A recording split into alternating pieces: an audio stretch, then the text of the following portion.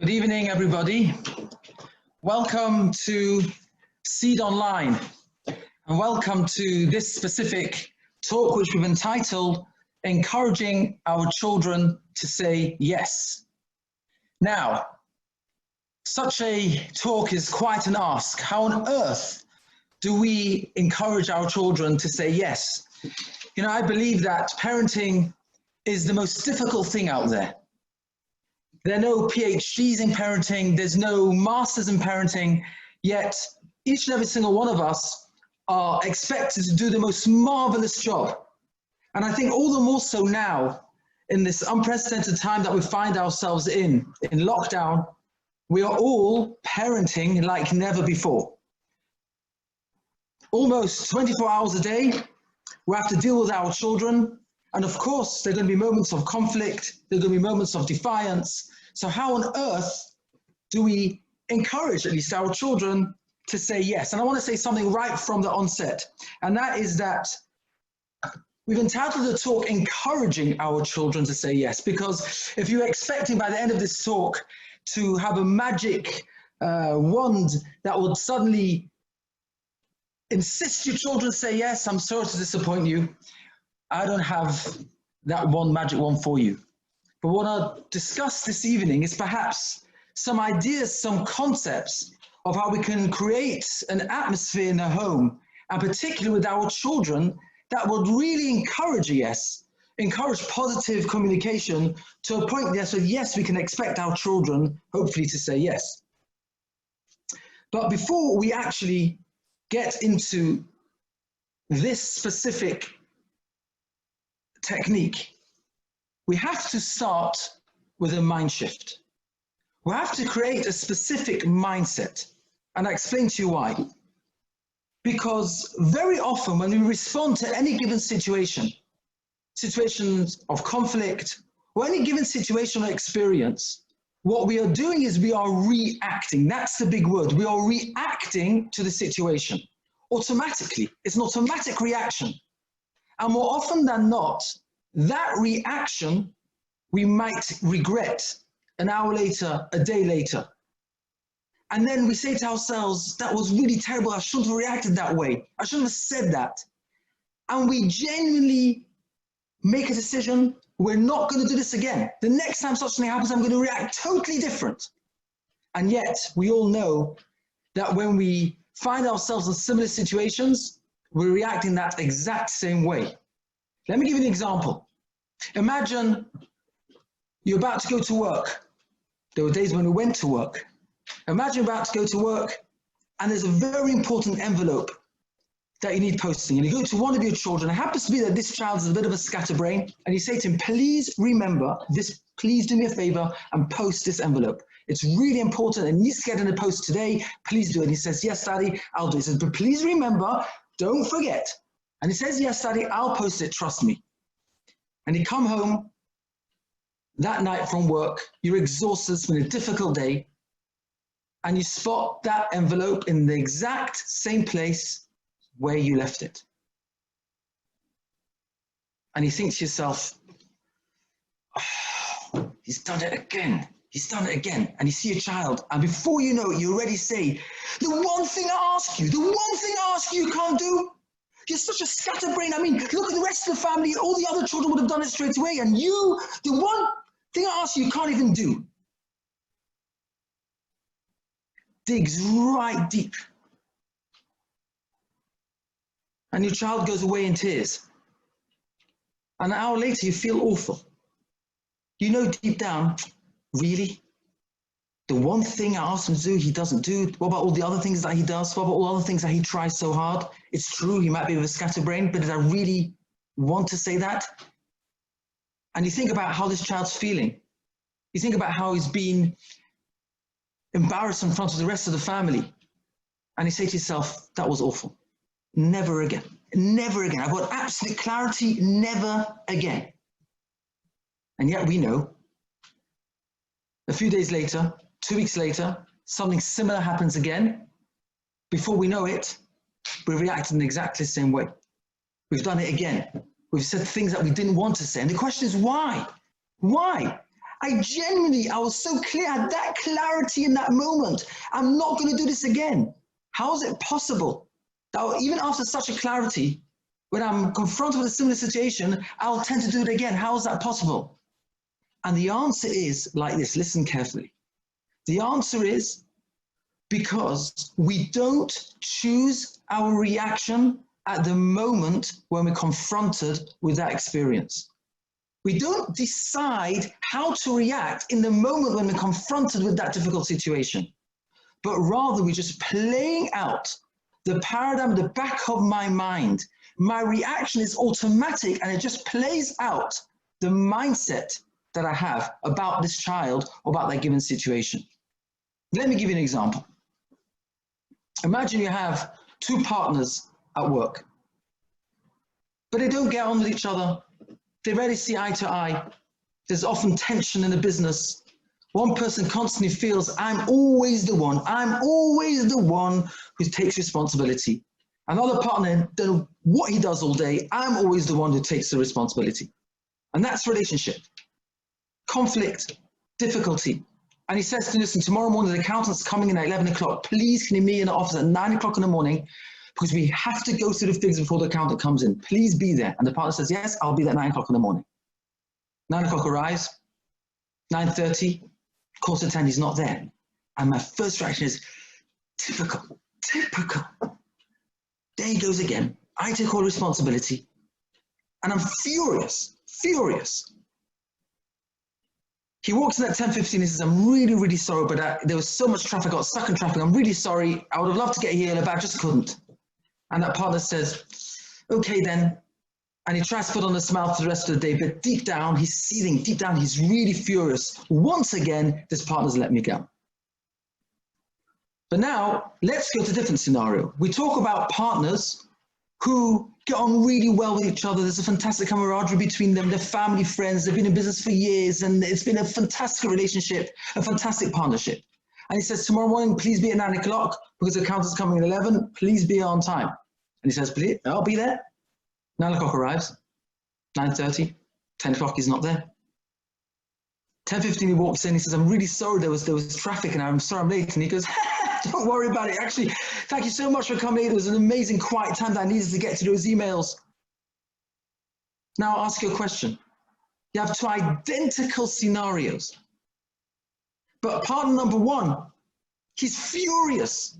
Partner number two is very cool and collected and is absolutely fine. And I ask you, what was the difference between the two? At 9 o'clock, 9:05, 9:15, did partner one go like this? Should I? Shouldn't I? Should I think like this? Should I think that? Should I react like this? Should I react like that? Of course not. The difference is that partner one had a real negative mindset about his partner. And therefore, his automatic reaction to any situation will be filtered through that mindset, which is negativity. So no matter, regardless of what that person does or says, it's always going to trigger a negative reaction. However, partner number two, where there's a positive relationship, but they've gone so well and that's their mindset at the back of their mind, the reaction will reflect that positive mindset. In other words, we don't choose our reaction when we're confronted with that situation, confronted with that difficult experience, but rather our reaction just plays out a previous mindset that I have about that person or about that situation. So if that person or situation is positive, then I'll automatically have a positive reaction. If the mindset is negative, then the reaction will be negative. And so I say, when we talk about technique and talk about a way and how to interact with our children, we can talk techniques till tomorrow morning. And you'll come out at the end of this talk, and you'll say, that was an amazing idea, a brilliant idea, and I'm going to change tomorrow. The likeliness is that you might know it, you might think it's a great idea, but when you're confronted with a situation 3 weeks down the line, we will be doing the exact same thing as we did today before this talk. Because we have certain ideas about parenting, and I want to suggest, before we do any technique, I want to suggest a philosophy about parenting. A philosophy about parenting create a mindset about parenting that hopefully our reactions will be an offshoot of that mindset, and hopefully will be more positive reactions to the difficulties that we find in our parenting. And I want to say straight away that much of what I'm going to say tonight is based on a talk that I heard many years ago, about 15 years ago, from a master educator and therapist by the name of Rabbi Russell, many years ago. It had a profound effect on me, and I'm going to develop some ideas that I heard from him as a basis for what we're going to discuss tonight. And I want to start off with an idea, of course, based on Jewish wisdom. There are many, many parenting techniques, wholesome techniques out there. But I want to suggest an idea that's based on Torah values and Jewish wisdom. And we're going to start with a passage in the Talmud, in Nida 16b, part of the oral law. And it says as follows: the angel of pregnancy brings a drop of the embryonic fluid to God and asks him what type of child will be created from this. Will it be intellectually strong or intellectually weak? Will it be physically strong or physically weak? Will it be rich or poor? The only thing that's not decided is whether this child will be good or evil.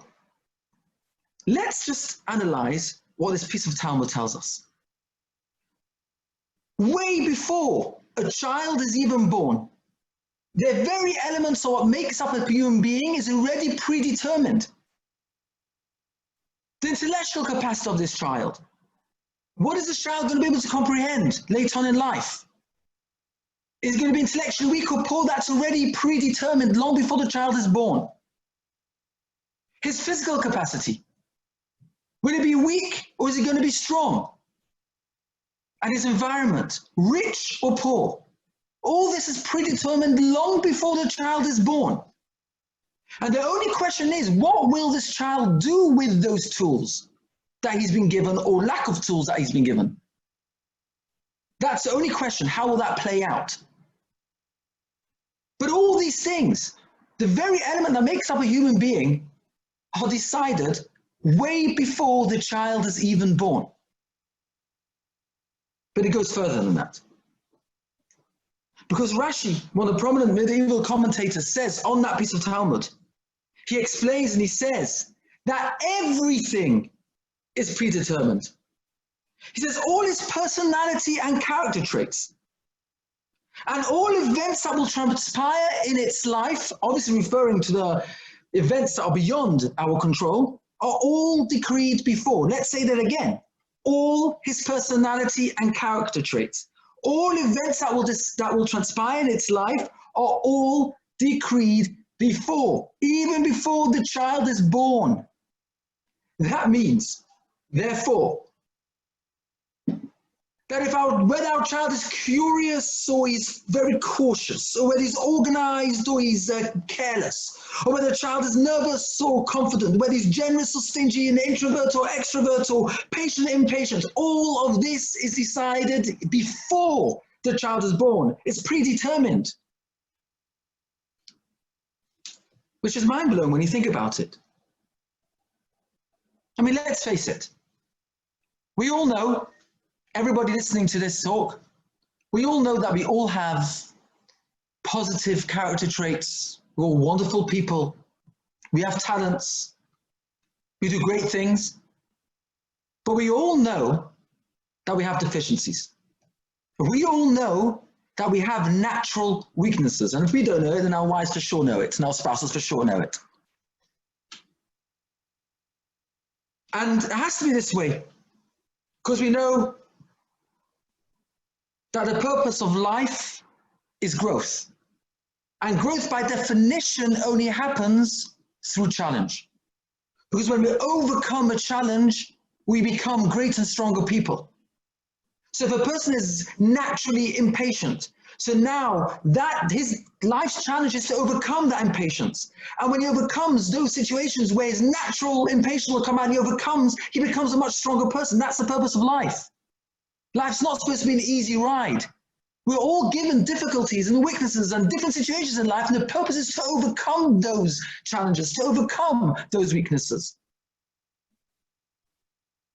Someone might be quick to get angry. And his life's goal is to try and work on his anger, to overcome. And every single time he's confronted with a situation where he would naturally blow up in anger and he overcomes that challenge, he becomes a much stronger person. That's the purpose of life. So we're going to be born with those deficiencies, as it were, those weaknesses. And life's purpose is to overcome those weaknesses so that we become stronger and better people. And it's true about our children too. They are all born with wonderful talents and wonderful character traits, but they're also born with weaknesses. They may be born with deficiencies, with difficulties. But who's going to help them navigate life's challenges? Who's going to help them to overcome these difficulties? It's us, the parents. We have been given this most incredible neshama. We've been given this most beautiful soul with all these wonderful characteristics and all these wonderful weaknesses.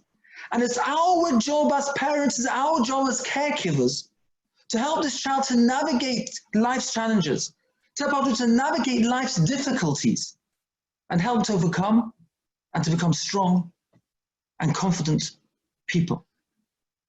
And think about it like this. Out of millions and millions and millions of people in the world, Hashem has chosen one set of parents or one set of caregivers to look after this neshama. Because Hashem has decided that this set of parents is the best suited parents or caregivers to nurture this neshama. It's our job as parents to understand that we are the custodians of this neshama. We're the custodians of this incredible gift that Hashem has given us, and it's our responsibility as parents to help them to overcome their weaknesses and their difficulties. Now, if this is the case, and we truly understand this,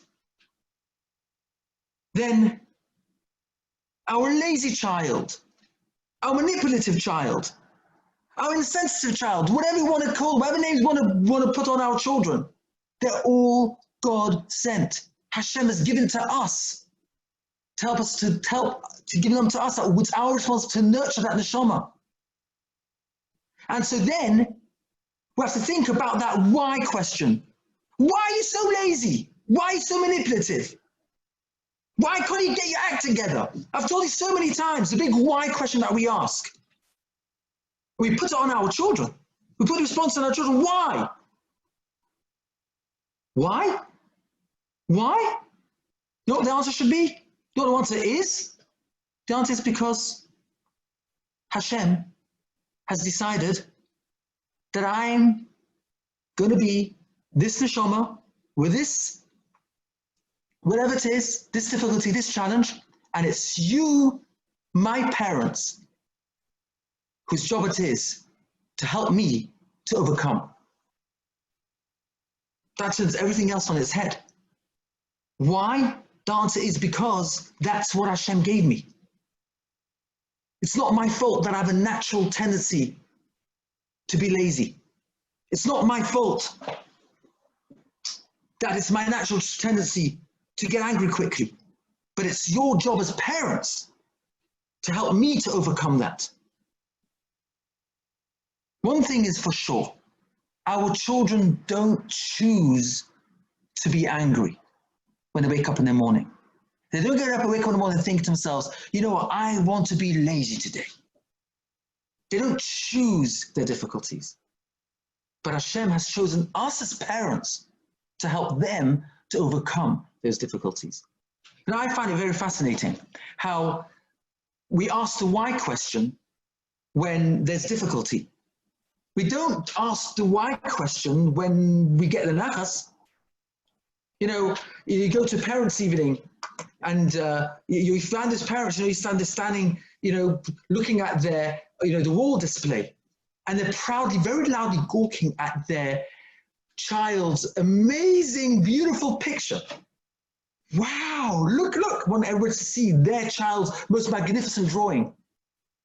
Very, very proud to feel and to talk about their children's natural talents, their positive talents. Their children are so musical and they're starring at the school show. They don't ask why. And what did we do as parents? They're born with that talent. Maximum what we do, we put things in place to nurture that talent. We don't ask why. But when it comes to difficulties, we ask the question why. And we have to understand that has nothing to do with the child, but rather we have to recognize it's our responsibility to help this child to overcome. And true and objective parenting can only work if we understand this concept, understand it's about our internal development as parents. It's about our own midas. It's about taking on and accepting that it's my challenge as parents to help this child to overcome. You see, often parenting will fall into different categories. Let me give you an example. I know from my own personal experiences. Imagine you're going to Tesco and you've agreed to do the shopping and you've taken your little child with you. What's the biggest nightmare that could take place in a shopping centre or in any store that you go to? So my nightmare is when the child starts to kick a tantrum in the shop. What happens? Starts to lie on the floor, starts to kick, and starts to scream. What starts to happen over there? Start to get tense. Start to look around. What's everybody thinking? And then you get these well-meaning people going, how gorgeous, and well-meaning comments. And in the meantime, I'm feeling so tense. My response to my child at that moment, is that about parenting objectively, or perhaps parenting out of fear, what people think? And let me just show you how subtle this goes. I remember when I took my oldest child to shul, a long time ago now, and he was all of 4 years old, and it was a Shabbos afternoon, it was mincha, and it was a serious shul. They were davening the Amida, everybody's very quiet, everybody's davening very sincerely, everybody's taking the davening very seriously. And there was one of these shendas, wooden, small shendas where you put your siddur, and you could lift those shendas up and down with a little wooden piece at the back. And he was very cutely playing with it. It was very quiet, and all I could do was click, click, click, click, click, click. And I remember that feeling. Oh my gosh, he's making a noise. He's disturbing. And it starts to get tense. What are people going to think about my child making a noise, disturbing and davening? And I remembered that thought. Now listen to the difference. Parenting out of fear would have been this. Quiet. Parenting objectively is, shh, we don't make a noise during davening. Try and be quiet. That's a subtle difference. Whether it's about parenting objectively or parenting out of fear. We have to check ourselves. Where am I coming from? What about, we've decided we need to leave, let's say to London, 10 to 8. And it's now quarter to 8. And the kids are still having to do their thing, their little thing, and getting frustrated. What's that about? Is that parenting out of efficiency, convenience, or control? Or is it going to be parenting objectively? If it's about control, about needing to lead on time, my response to that situation is going to reflect that. It's not going to be objective. It's going to be tough. It's likely to cause more friction. If it's objective parenting, it's about helping them to move along and take responsibility, then it's a total different response and a total different parenting.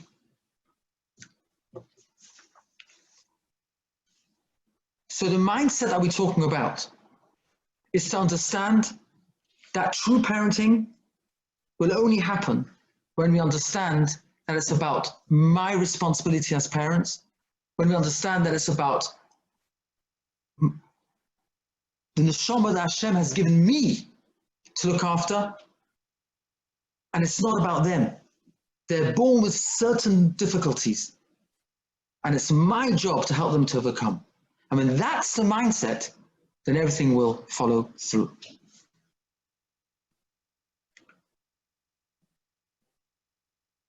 So now, let's try and get a bit more practical. When I understand that I need to give opportunity for my children to overcome, then we'll have a system where we can help our children thrive. And I want to suggest an idea, again, based on Torah wisdom, but based on the teachings of Rabbi Shlomo Wolbe. He was a master thinker and teacher who passed away about, I'd say about 20 years ago or so. I merited here a few lectures by him when I was in Yeshiva in Mir in Israel. And he's got a wonderful, wonderful book on parenting, which is called Building and Planting. And he has a wonderful model where he explains an idea, where we take that idea, it'll help us to parent calmly and objectively. And he says as follows. He says parenting can fall under two categories. It can fall under building, and it can fall under planting. Talk about building. Think about an architect. An architect draws plans, and the builder has to build exactly to the millimeter according to the plans of the architect. There's no room for deviation at all. There's absolute rigidity. And the final product, the final building has to be an exact expression of what the architect had in mind. That's building. It's rigidity. No room for deviation at all. And the truth is, there is room for parenting on the building model. There's some things where there's no room for movement, there's no room for deviation. A 3-year-old child cannot cross the road himself, no matter how hard he stamps his foot. A child cannot be allowed to cross the road himself. There are many different examples of that. A child has to learn, you brush your teeth before you go to bed. And there's no deviation, you must brush your teeth. There's no talk, there's no question about it. That's building. There's also the concept of planting. Think of a tomato plant. There's no chance of any two tomato plants of being the same. They grow in different directions. Self-expression, self-identity, and there's room for that in parenting too. You can't demand a taste from your 12-year-old, your 13 or 15-year-old. You have to dress that color. He's allowed for his own self-expression. Self-identity. But here's the issue. Parenting on a building model alone, with absolute rigidity, with no room for deviation at all, Rabbi Wolbe says, will create robots. Robots at best, but even worse, in order to create with a tremendous power struggle. As long as we are stronger than them, we'll be able to insist that they toe the line. But the minute that they become stronger than us, at about the age of 6.5, then it's all over. It's all over. They're not interested anymore. Say goodbye, goodbye, dad and mum, I don't want you anymore. So to have a parenting model which is based totally on building doesn't work. And it's the same, to have a parenting model that just works on planting also can't work. It just goes all wild. Yeah, do what you want, I'll have marshmallows for breakfast, no problem at all. Do you want to take my car to school and you're 12 years old? No problem. That also doesn't work. But most of successful parenting will fall under both categories merged together. Think of a vine on a trellis. The trellis creates a boundary. A trellis creates a structure. But within that structure, you allow for self-identity. Within that structure, you allow for self-expression. You allow for individuality. For example, you have a boundary. You have rules. That's fine. For example, homework has to be done. Whether you like it or not, you have to do your homework. But some kids will get on with their homework. There will be no issue with it at all. There's no question. There's no conflict. Yeah, they have to do their homework, and you can leave it to them to get on with their homework. But other children might need help. They can't focus so well, or they need help. So you'll make allow for some self-identity within that rule and say, you know what? Okay, so you can go out to play now for an hour, but 7:30 you need to be back, and 7:30 you're going to sit down together and you're going to do the homework. In other words, you have a boundary, you have a structure, you may have rules in place, but you allow for individuality within that framework. Some kids are have it easy with time management. Some kids find it difficult with time management. And the beauty of this model, says Rabbi, is that you begin to see individuality of each child. Each child will come out with their own self-expression, which is a wonderful thing. And when we allow that sort of parent to take place, where there's a boundary, yes, there's a certain level of building to go on, but we allow for self-expression at all as well, children can develop as individuals. You can have two kids. It's fascinating because when we allow for that self-expression, but yes, within rules, we get to see some amazing things. Imagine two children. You'd be close in age. You have one child who's very laid back, and it seems not so motivated, and always needs a push. Come on, you've got to get to school. You know, school's in quarter of an hour's time, and it takes 20 minutes to get to school. It's still taking his time. Very laid back. You could have another child who's very, very motivated, very, very focused, and gets the job done. You may find that when one has a particular strength, that particular strength can also bring out a weakness. Whereas the person who has that other weakness can actually have a tremendous strength. So I'll give you an example, this particular example. The kid who's very laid back, so his difficulty is getting things done. He needs a push to be motivated, he needs a push to get the work done, he needs a push to get to school on time. Yet that same character has, in a certain sense, beautiful midness in the sense that people can say things to him or her, might upset him or her, but at the end of the day, the reaction is okay, laid back, doesn't take it so personally. He can handle when things don't go their way.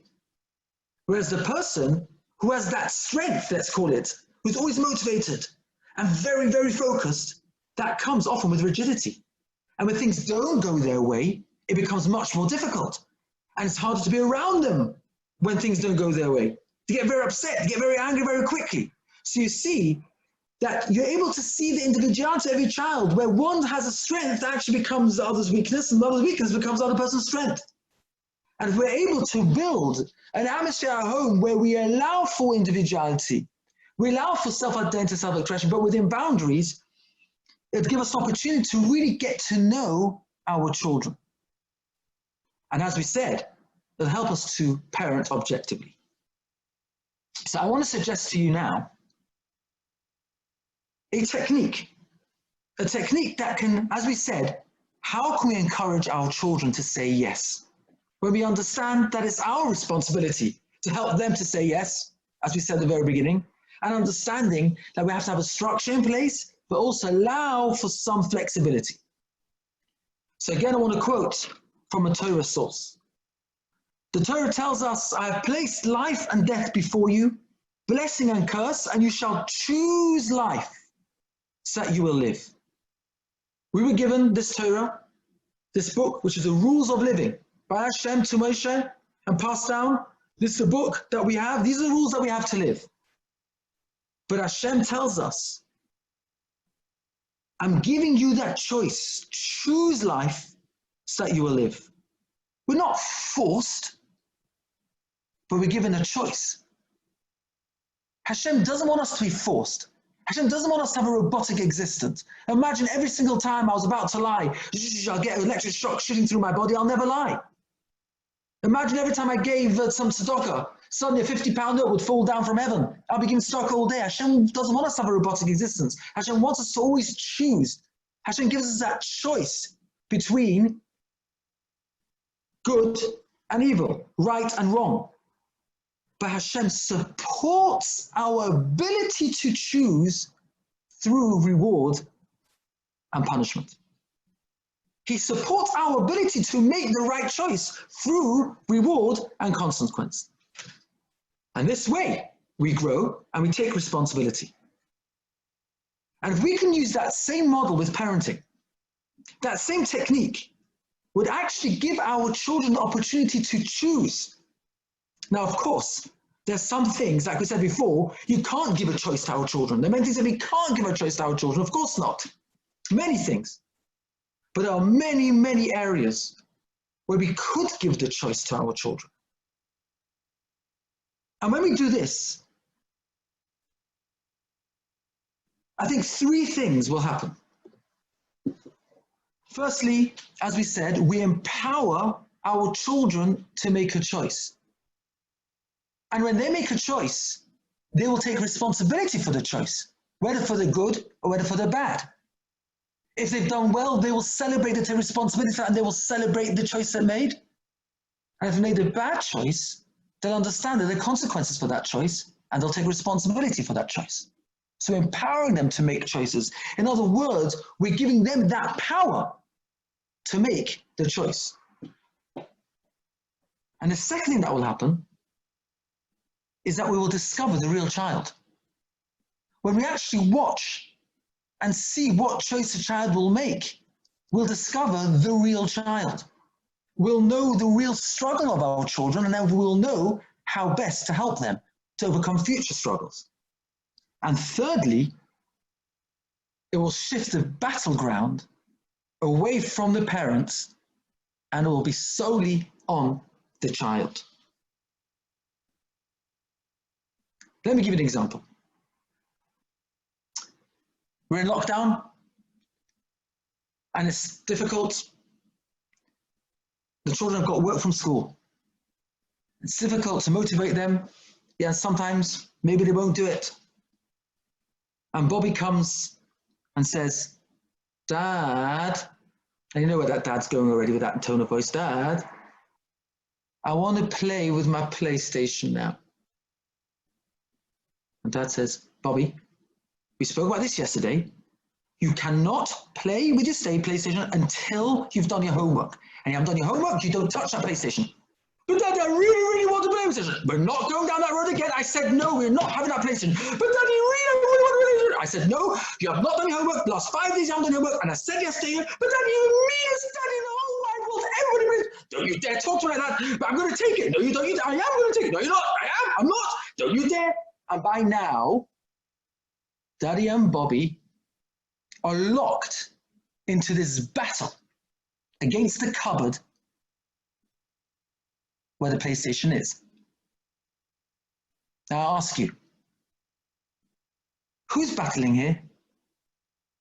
I think you'll agree with me that Dad's battling, good and proper. Good and proper. And whoa, is there conflict going on? Whoa, is there tension going on? How can we get Bobby to make a choice? So let's use the choice option. Dad, yes, I want the PlayStation. But remember yesterday we said you can have the PlayStation only after you do your homework. But Dad, I really, really want it now. But remember, we went through this yesterday. You can have the PlayStation, but only after you do your homework. But I really, really want it now. I know. But Daddy, I really, really, really want it now. I want it now. I know. I can see that you really want it now. I'm going to take it. I'm going to take it. I think. I'm going to take it. Okay. But really I can? No. If you take the PlayStation, I'm going to have to lock it away for you for 2 days and won't be able to play with it at all. Now, what's going on? If we as parents take a step back, I'm calm. Who's battling now? Who's battling now? Bobby's battling. Should I take the PlayStation and I'll lose it for 2 days? Or should I do my homework and have the PlayStation after and everything's going to be fine? We've totally shifted the battleground from Dad or the parents onto the child. And what's fascinating is we will discover through the choices that our child will make who our real child is. One child might storm out in a furious temper. Another child may just sulk. Another child might say, Daddy, but can I just stroke it? And you might say yes. Another child said, but Dad, can I just have 5 minutes? And even yes, if you know your child, maybe you'll say yes for that child for that 5 minutes. But the point here is, rather than getting into a whole minefield and a battle with our children, we give that choice to them and allow them to make that choice. The battleground has moved away from the parents. I'm staying calm. The child's got the battle. The child will make a choice, and then that whatever choice he makes, if he's made the right choice, it could be then you'll go and say, I'm so proud of that choice you made. Come here, I'm going to give you something nice, and support the choice that he's made. If he makes a bad choice, then he'll suffer those consequences, and he'll learn for next time. And we actually discover who the real child is. And the wonderful thing is that this could work from any age, from the age of 1.5 right to the age of 55. My wife does it to me every single day. You want your supper tonight? Then think about this for a 2-year-old. He wants to go to the park. Okay, we're going to the park. You put him into the car and you strap him in. Or you want to strap him in and he refuses. Rather than getting into a whole battle of fighting to strap him in, if you're able to, turn around and you say, if you want to go to the park, you better strap yourself in, otherwise we're going home. And stay calm and allow the child to make a choice. Now, obviously, the consequences that we have to put in place, first, it's not always possible, and that's a whole nother discussion. But the consequences that we choose have to be consequences that we feel absolutely confident that we can and that we will carry out to the very end. Otherwise, it's just a joke. Think about an older child, a teenager. A teenager, you ask them to do something, to clear up after their mess, what they've made, whatever. whatever the situation is, to do a favor for you, whatever it is. And they say later. Now we all know what later means. Later means never.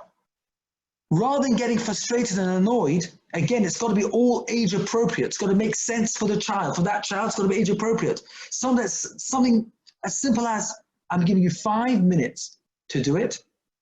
Otherwise, I'm going to do it. Again, you have to know your child, age appropriate. You'll lose your mitzvah or kibbud of aim of honoring your parents. But I'm giving you 5 minutes, then I am going to do it. And if 5 minutes pass, you calmly go and clear up. Not like in a big temper, oh, I'm furious. Stay calm. But again, we watch the child make those choices. And when we see those choices that they make, we actually learn who the child is. It gives us an insight into who the real child is. It gives us an insight into what we need to work on with this child to help him overcome his struggles. So, this brings us to the end, and I want to summarize what we've said so far. I understand this is a difficult forum. It's difficult for me. I can't see anybody. I can't see anybody's reactions. It's over Zoom. It's virtual. Let me summarize. Firstly, as a starting point, we have to understand that the mindset of parents is that it's our responsibility. If a child has a struggle, it's not their fault that they're struggling. They're born with that struggle. It was predetermined before they were born. And Hashem has given me, the parent or the caregiver, this wonderful neshama. It's my job to look after this wonderful neshama, to help them overcome that challenge. And that's a real mind shift. It's not about them, it's about me as a parent. It's about my own internal work. It's my responsibility. That's the first thing, because if that is the mindset, it's about me, then hopefully the response and the reaction will reflect that mindset. That's number one. Number two is understanding this concept of parenting being a model where there's a boundary, and at the same time, within those boundaries, we allow for self-expression. We allow for self-identity within the home. No two children are the same. One child's strength may be the other child's weakness. One child's weakness might be another child's strength. And if we allow for their identity and for their self-expression to develop beautifully in their home, that's the most wonderful that we think we can do for our children. And thirdly, when we can base our parenting on these two principles, we can then give our children choices. Again, age appropriate. Again, understand that of course there are things that we can't give a choice to, but to find those opportunities, there are many of those opportunities where we could take a step back.